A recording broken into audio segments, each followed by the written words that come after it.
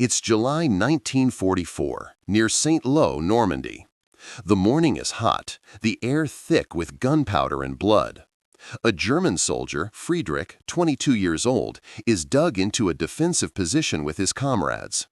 He hears the roar before he sees it. A roar that isn't human, isn't animal, it's mechanical, primitive, terrifying. When the first Sherman crests the hill, Friedrich feels something break inside him. Not fear, not yet, it's disbelief. The machine shouldn't be there.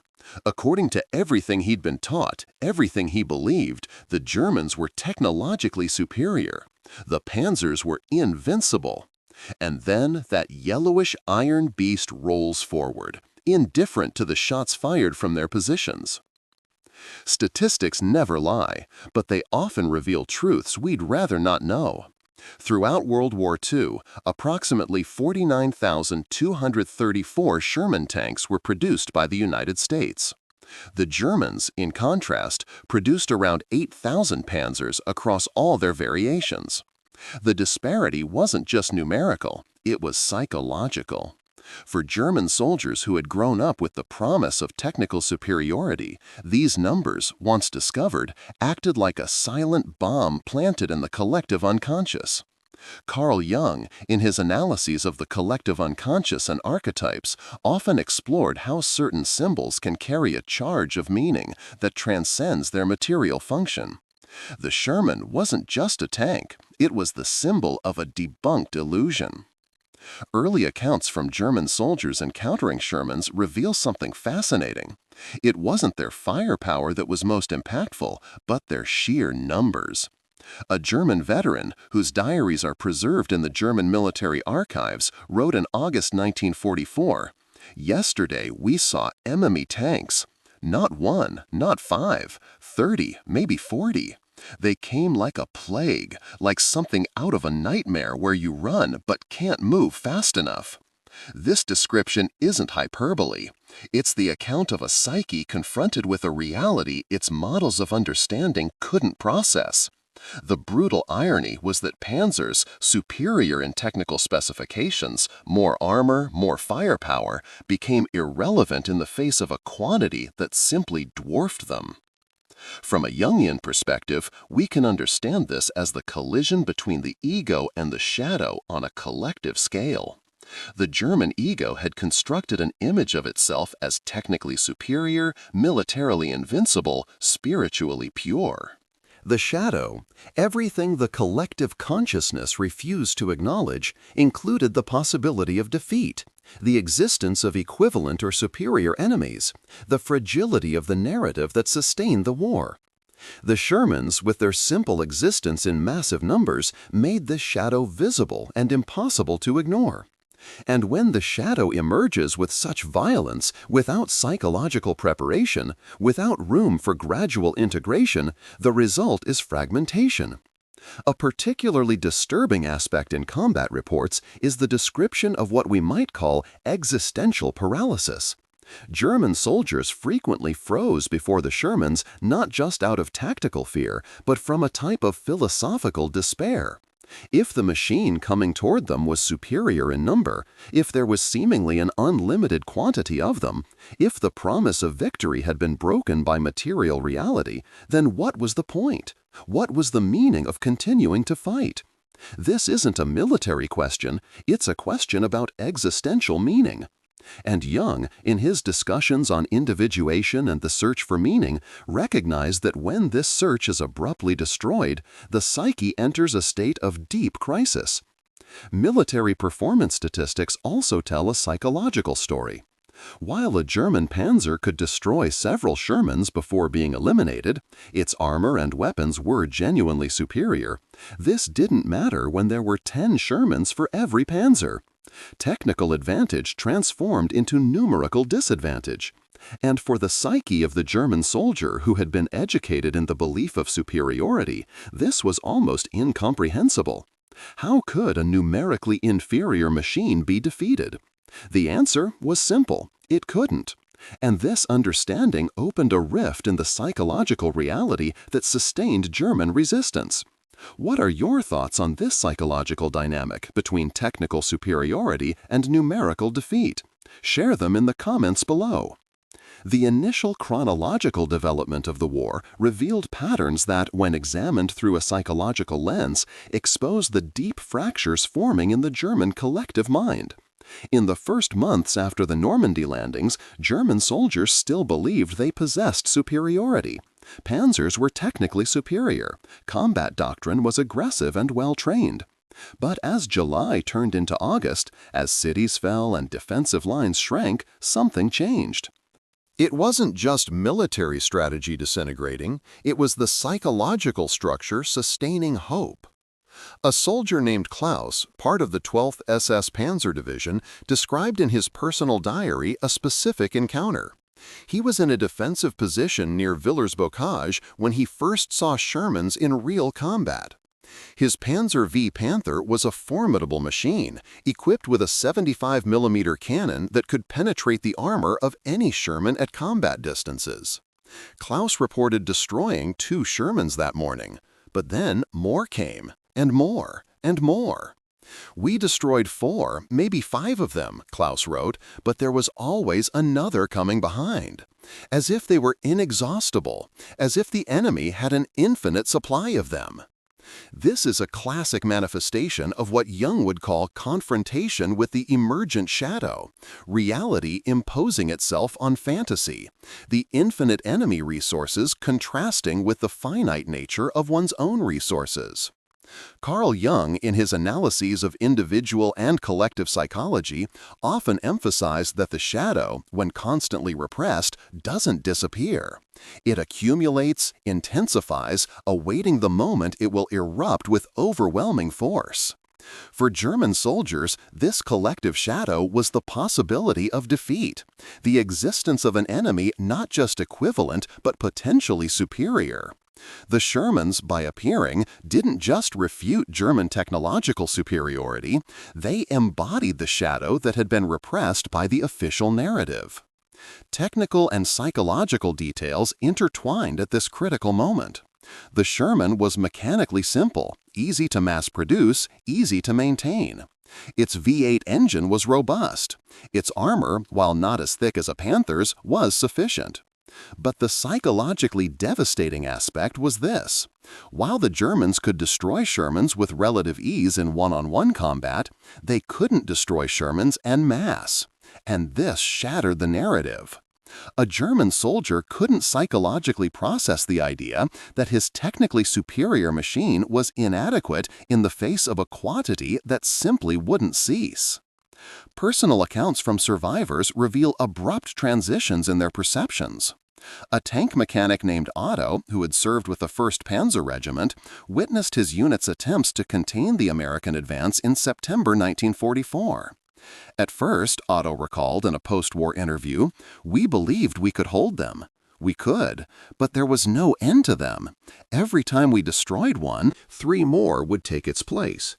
This was unlike anything we had faced before." This perception marks the point where the shadow begins to emerge into collective consciousness, not as conscious reflection, but as a visceral sensation of powerlessness. Tell us in the comments where you're from and how you believe you would have reacted psychologically to such a radical transformation of reality. The transformation of German soldiers' thinking from confidence in victory to silent despair wasn't just tactical, it was alchemical. The mind was being reconfigured by reality, transformed by experience in a way no training or ideology could adequately prepare for. The intermediate phases of the campaign in Europe revealed statistics that functioned like invisible weights on the collective psyche of German soldiers. Between August and December 1944, the Germans lost approximately 2,400 tanks in combat on the Western Front. The Americans lost about 4,400 Shermans in the same period. At first glance, this might seem like a German victory, destroying more enemy tanks than they lost. But the psychological reality was completely different. While the Americans could replace their losses in weeks, the Germans faced a growing scarcity. Damaged Shermans often returned to combat after repairs. Destroyed Panzers often did not. This brutal irony, being technically superior while losing the war, created a state of psychological dissociation among the soldiers. A young aspirant named Wilhelm, who served as a Panzer V Panther commander, documented in his post-war memoirs something that reflects this disconnect. "We knew we were better. Our officers told us. Our engineers knew. But every day there were fewer of us and more of them. How was this possible? How could quality lose to quantity?" This is a question the psyche couldn't answer satisfactorily. And when the psyche can't answer its own questions, it fragments. Carl Jung, in his discussions on archetypes, identified the hero as a fundamental archetype in the collective psyche. The hero is the one who faces the unknown, who fights against the odds, who eventually triumphs. But what happens when the hero confronts a reality in which triumph is impossible? When the odds are not just unfavorable, but mathematically overwhelming? The hero archetype begins to disintegrate. German soldiers who had been educated in heroic narratives, in promises of glory and victory, now found themselves living narratives that the archetype couldn't sustain. The result was a profound psychological transformation. Personal combat accounts reveal initial overcoming, but also the onset of psychological fragmentation. A sergeant named Hans reported a battle near Aachen in October 1944. "Our Panther faced 5 Shermans that afternoon. We destroyed 3 of them. But while that was happening, other Shermans surrounded us. We managed to withdraw, but it was close, very close. And I knew we couldn't do this forever. No one could." This account marks a critical transformation point, from tacit heroism to the understanding of futility. Sensory transitions also marked this change. The smell of gunpowder, which once had signified victory, now only meant inevitable death. The sounds of Sherman engines, which once were distant and controllable, were now omnipresent, surrounding, inescapable. From a Jungian perspective, this represents the emergence of the trickster, the archetype that destabilizes, that makes everything relative, that reveals illusion. The Shermans functioned as manifestations of the trickster in the German collective psyche, destroying the simple narratives of heroes and villains, of certain victory and impossible defeat. Reality was more complex, more ambiguous, more terrifying. Personal performance statistics also revealed this transformation. Soldiers who had been decorated for their combat feats early in the war now faced situations where decoration was impossible. You couldn't be heroic when you were merely a pawn in a game whose rules transcended your control. Make sure to subscribe to the channel so you don't miss our upcoming videos, as what comes next reveals how this psychological transformation would influence the recovery and trauma of generations. Partial reflections on the emerging legacy were already visible at this point. German soldiers began to understand that they had participated in something that transcended military comprehension. They had been participants in an alchemical transformation of the collective psyche, the lead of illusion being transformed into the gold of bitter understanding. The connections to Jung's work on individuation became increasingly clear. Just as the process of individuation requires confrontation with the shadow, German soldiers were being forced into a brutal confrontation with the collective shadow. And from this confrontation would emerge not wisdom, but traumatized survival. The point of escalating tension arrived when psychological reality and military reality converged in a moment of preparatory climax. Between January and March 1945, as the Allies advanced towards the Rhine, German soldiers faced not only military defeat, but the psychological impossibility of significant resistance. The psychological influences at this moment were multifaceted and devastating. It wasn't just fatigue, although fatigue was omnipresent. It was a fundamental erosion of the capacity for meaning-making. What does it mean to fight when fighting is futility? What does it mean to sacrifice oneself when sacrifice changes nothing? An officer named Hauptsturmführer Johann reported in his personal files, found after the war, an encounter in February 1945 that captures this critical moment. His unit, which had started the campaign with 78 soldiers, now possessed only 19. They received orders to defend a position near Cologne. "We knew it was impossible," Johann wrote. "Absolutely impossible. There were no reinforcements, there were no tanks. There were just us, a few rifles, and a position that, given the number of enemies approaching, could not be held. And then I understood something that completely transformed my understanding of war. War was no longer about victory. It was about how you died." This transformation of meaning, from victory to death with honor, marks a crucial point of forced and painful individuation. Carl Jung, in his work Man and His Symbols, discusses how symbols function as bridges between the conscious and unconscious, allowing the psyche to integrate traumatic experiences through meaning and narrative. For German soldiers at this point, the Shermans had become symbols not only of military defeat, but of an inescapable psychological truth, the fragility of the narrative that had sustained their lives. The tank, which had begun as a representation of technical superiority, had evolved into a representation of existential futility.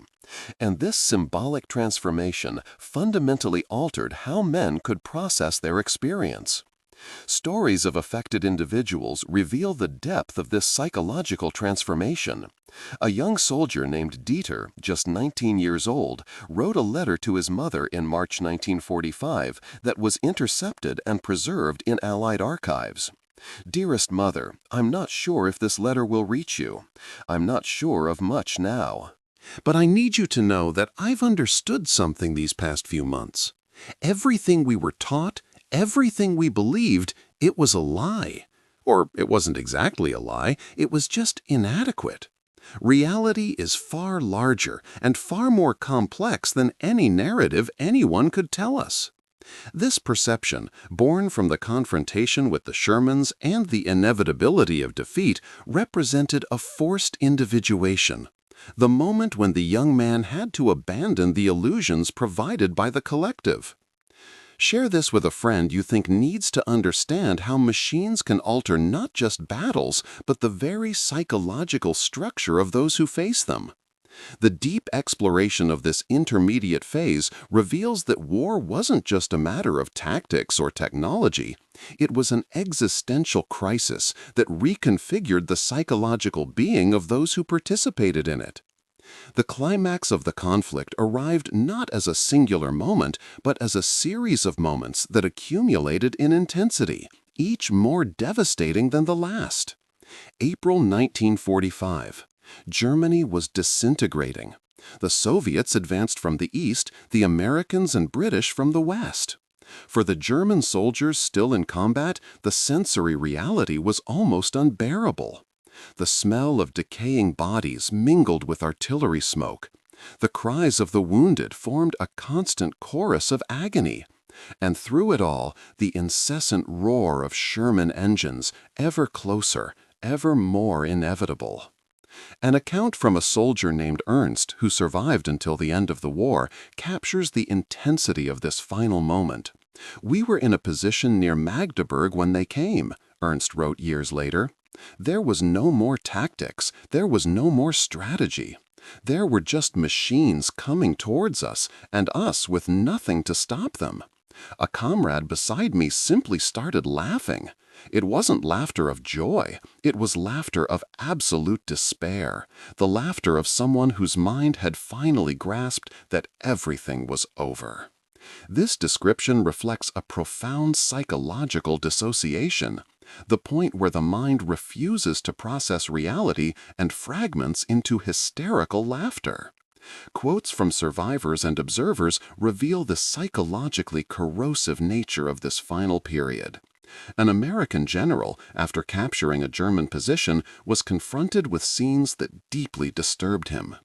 "We found German soldiers who simply surrendered without resistance," he reported. "They didn't seem defeated, they seemed empty, as if the war had sucked something essential out of them, leaving only shells." This observation, though seen from the outside, reflects an internal truth. the state of traumatic dissociation that had become normalized for many German soldiers. Statistics on intermediate losses and gains in the final period of the war reveal the magnitude of the transformation. Between January and May 1945, the Germans lost approximately 1,500 additional tanks. But these numbers, though significant, mask the true nature of the defeat, which was psychological as much as material. The Shermans had not simply won through numerical superiority. They had won through the complete reconfiguration of the German psychological reality. The machine, the Sherman, had become not just a symbol of defeat, but an agent of psychological transformation. Stories of overcoming amidst chaos reveal human resilience, but also its limits. A young lieutenant named Friedrich, who had commanded a tank unit throughout the war, recorded in his final diary, "Today I lost my last man in combat. He had been with me since the beginning, in 1941. We had won battles together, we had survived impossibilities. But today, before a Sherman, before 3 Shermans, before a reality that could not be contested, he fell. And I understood that this was not a heroic death. It was a death of sacrifice for a cause that had already proven impossible."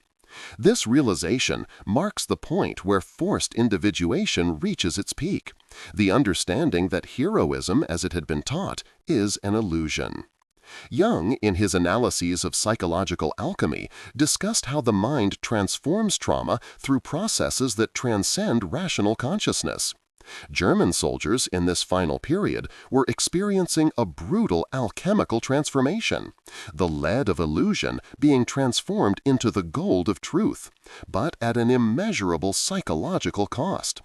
The machine, the Sherman, had become an instrument not just of military victory, but of profound and irreversible psychological transformation. Share this with a friend you think needs to understand how machines can alter not just battles, but the very psychological structure of those who face them. The immediate aftermath of the war revealed a psychological landscape that even American military psychologists were unprepared to comprehend. May 1945. The war was over, but for the German soldiers who survived, something had begun that would last for decades. The immediate psychological consequences manifested in ways that transcended traditional clinical understanding. Many soldiers reported a state of emotional numbness. They weren't depressed exactly, but rather absent, as if a fundamental part of their minds had remained in the trenches. An American psychiatrist named Dr. Harold Brody, who worked with German prisoners of war after the conflict, documented observations that reflect the depth of the psychological trauma. The German soldiers I spoke with did not express guilt about the war. They did not express regret about their actions in combat. What they expressed was a profound dissociation from reality. Many spoke about the Shermans as if they were speaking about forces of nature, a flood, a hurricane, something before which human will is irrelevant. This observation marks a critical point of understanding. The psyche had integrated the experience of defeat through a recategorization of reality. Chronological transitions to recovery phases revealed complex psychological processes. In prisoner of war camps in the first months after capitulation, German soldiers went through stages of adaptation that reflected the forced individuation they had experienced. Some found meaning in sharing stories, in documenting their experiences, as if narrative could retroactively give meaning to trauma. Others remained silent, seemingly unable to translate the experience into language. Personal anecdotes of resilience gradually emerged. A soldier named Hans, who had served as a panzer commander during the last months of the war, was interviewed in a POW camp in June 1945.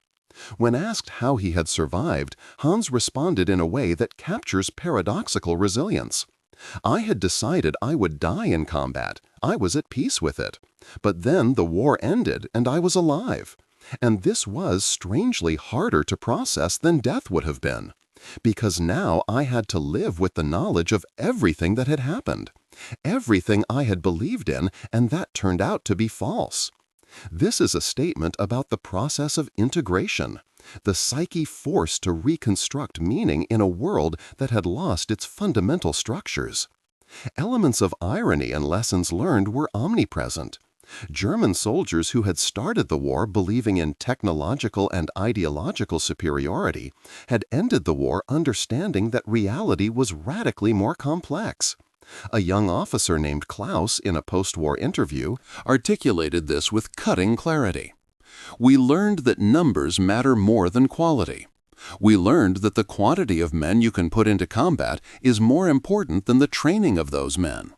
We learned that the psychology of the crowd outweighs the psychology of the heroic individual. We learned, in essence, that everything we were taught about war was wrong."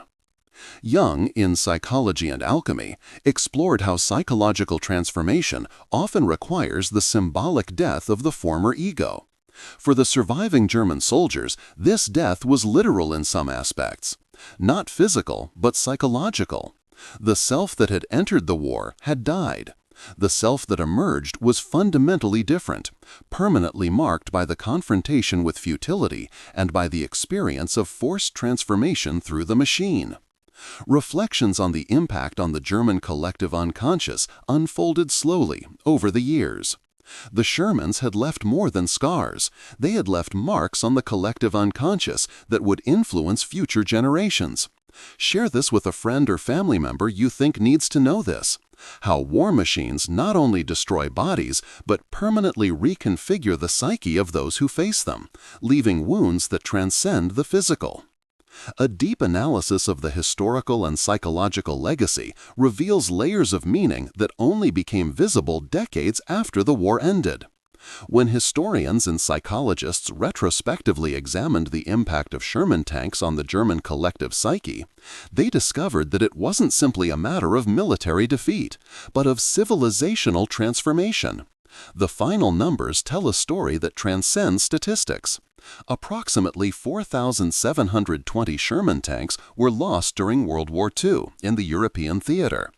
But while this represents significant losses, Shermans continue to be produced in numbers that Germany simply couldn't match. For every Sherman destroyed, 3 were being manufactured in the United States. This ratio wasn't just military, it was psychological, functioning as a slow-motion death sentence executed in the collective mind.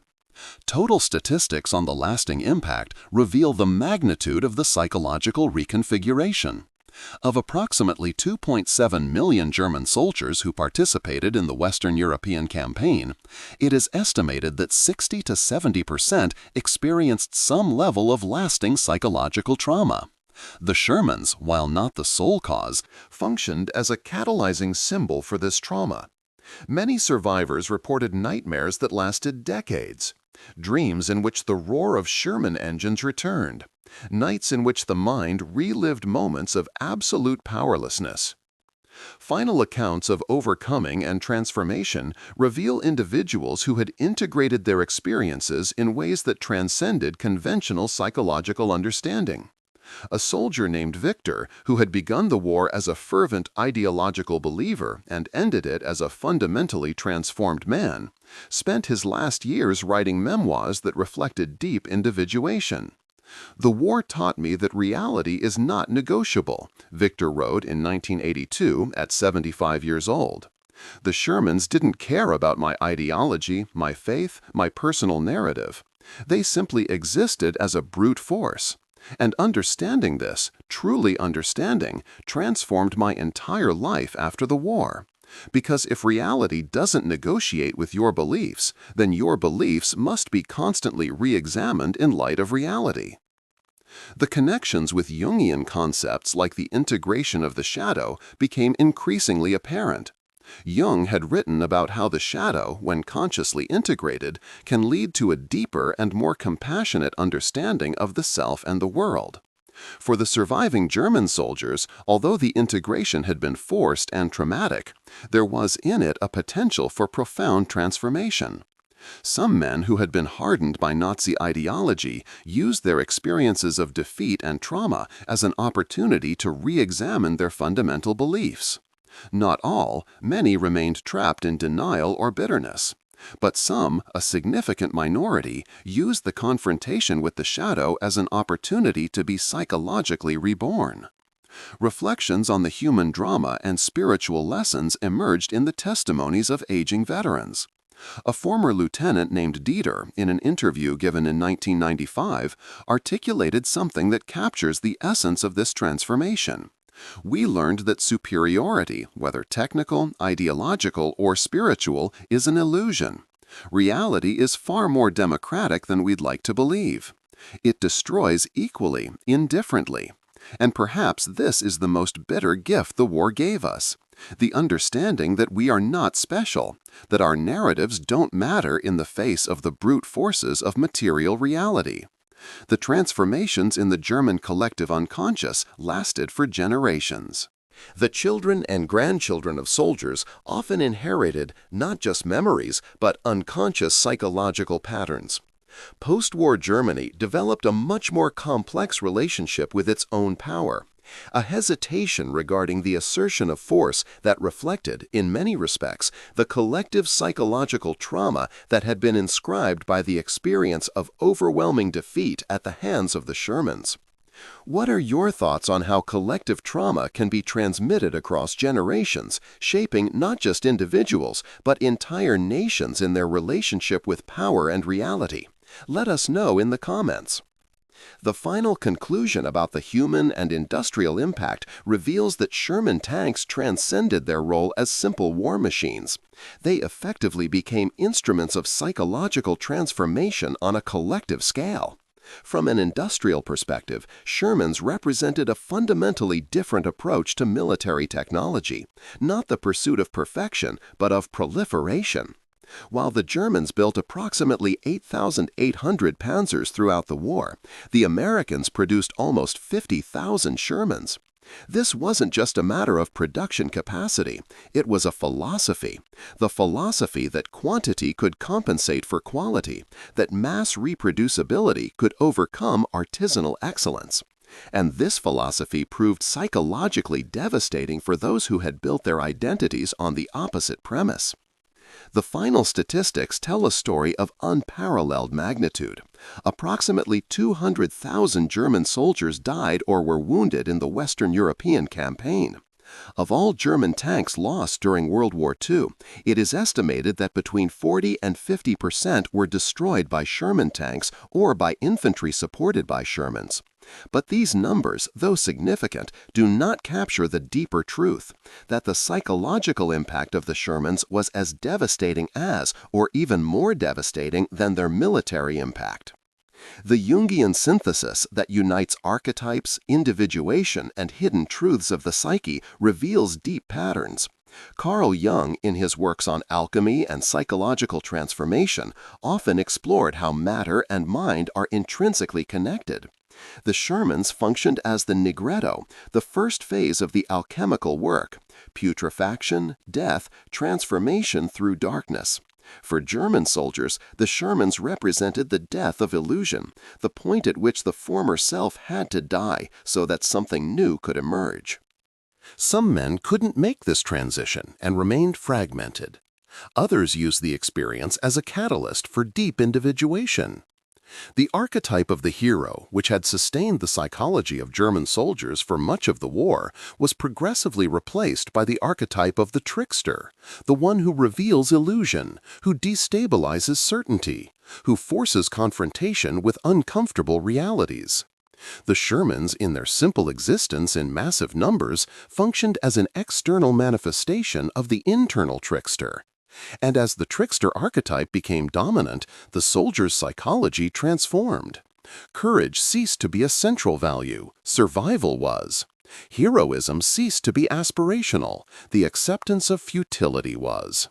The integration of the German collective shadow, as described by Jung, occurred through a series of forced confrontations. The first Sherman sighted wasn't just a machine, it was the material manifestation of the repressed shadow, the possibility of defeat, the existence of an equivalent or superior enemy, the fragility of the narratives that sustained civilization. And as more Shermans appeared, the shadow became impossible to ignore, impossible to deny. The collective psyche was gradually forced into integration. Jung wrote in his later works that until you make the unconscious conscious, it will direct your life and you will call it fate. For the German soldiers, the Sherman had become the physical manifestation of the collective unconscious. It was fate materialized, the shadow made visible. And the process of integration, of making conscious what had been repressed, occurred through trauma, defeat, confrontation with realities that could not be denied. A final account from a veteran named Friedrich who lived until 2001 and documented his final reflections captures the essence of this transformation. The Shermans weren't just machines. For us, for those who faced them, they were mirrors. They showed us that everything we believed about ourselves was just narrative, just a story we told ourselves. When confronted with their brute reality, their existence in quantity that couldn't be denied, their ability to destroy our future, we were forced to awaken. And this awakening was painful but necessary. The concluding quote, derived from Jung's works on transformation and truth, captures the deepest meaning. The encounter with the shadow is the beginning of wisdom. But when the shadow is as great, as undeniable as the prow of a Sherman tank coming at you, wisdom arrives as destruction. And perhaps this is the most important lesson the war taught us, that truth always triumphs, but never without cost, and often through forms our mind would have preferred never to witness. Sherman tanks left invisible marks on the German collective soul that lasted for generations. They were not merely war machines, they were agents of psychological transformation, catalysts for a forced individuation that fundamentally reconfigured Germany's and its children's relationship with power, with reality, with truth. Subscribe to the channel to delve deeper into how machines, ideology, and psychology intertwine at critical junctures of human history. Share this video with someone you believe needs to understand that every war is fundamentally a war for the soul.